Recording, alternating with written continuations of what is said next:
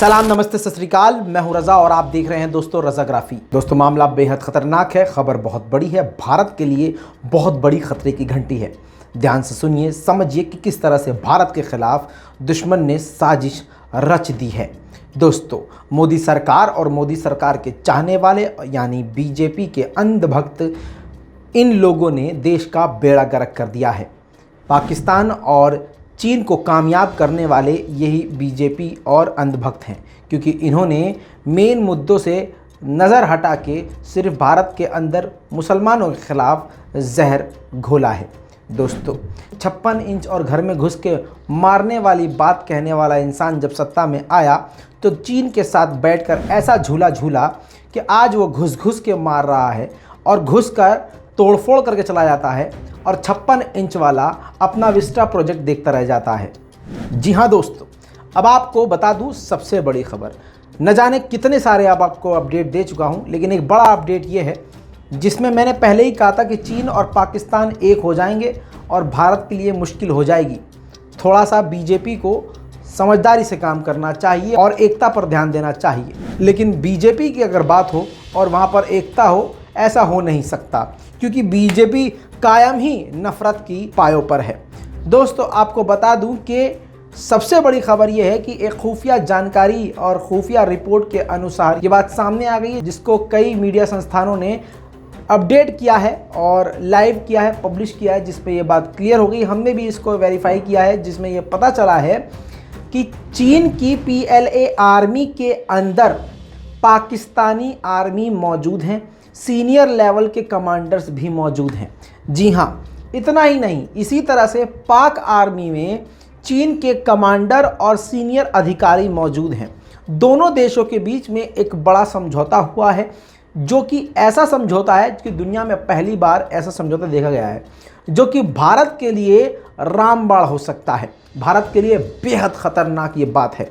दोस्तों, अब आप समझ लीजिए, लद्दाख में और जितने भी हमारे बॉर्डर्स हैं चीन से जुड़े हुए और जहाँ जहाँ पर चीनी सैनिक मौजूद हैं, बताया जा रहा है कि उनके साथ कुछ पाक फौजी भी हैं। आपको बता दूं कि दोनों देशों की इंटेलिजेंस यानी चाइना और पाकिस्तान की इंटेलिजेंस एक दूसरे के साथ भारत के खिलाफ सारी खुफिया जानकारी शेयर कर रहे हैं। ऐसे में मैंने पहले ही कह दिया था, पाकिस्तान से लेकर चाइना और चाइना से लेकर पाकिस्तान पूरी तरफ से भारत को घेर लिया गया है।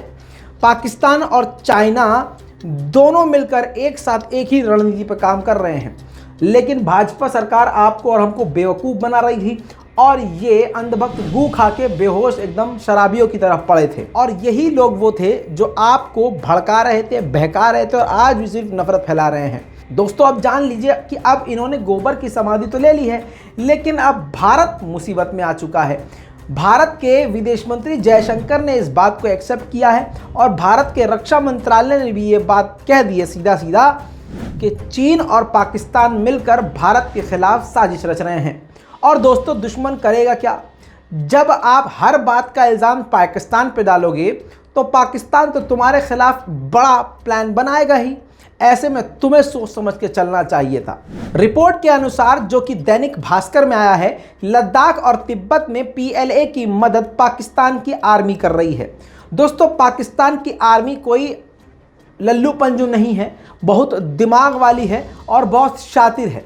आप जानते हैं कि पाकिस्तान आर्मी के अंदर कितने खतरनाक लोग मौजूद हैं।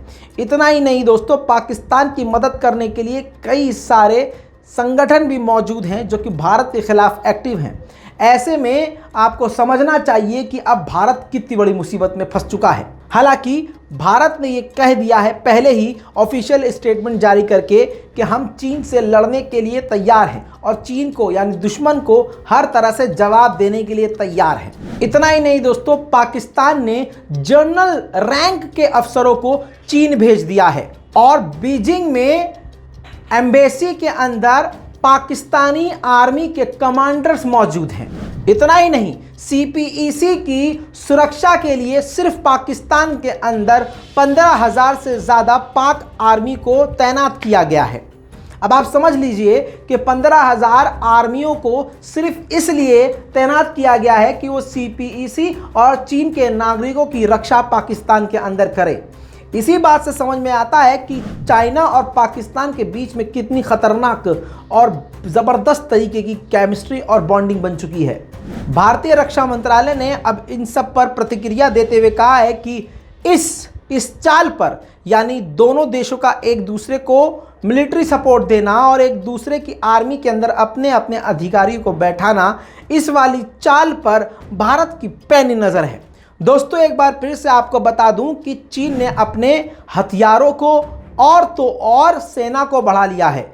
सामने से वो कह रहा है कि हम अपने सैनिकों को हटा रहे हैं, लेकिन हकीकत में वो सैनिकों को बढ़ा रहा है। अब ये भारत सरकार ने खुद एक्सेप्ट कर लिया है। जो बात रजा ग्राफी पिछले 1.5 साल से कह रहा था, अब वही मुंह पे गोबर मारते हुए खुद ही अंधभक्तों के पिता ने बात मान ली है। इस पूरी रिपोर्ट पर आपकी क्या राय है वो जानना अहम है। इस रिपोर्ट को शेयर कीजिएगा, क्योंकि गोदी मीडिया ये खबर आपको नहीं दिखाएगा।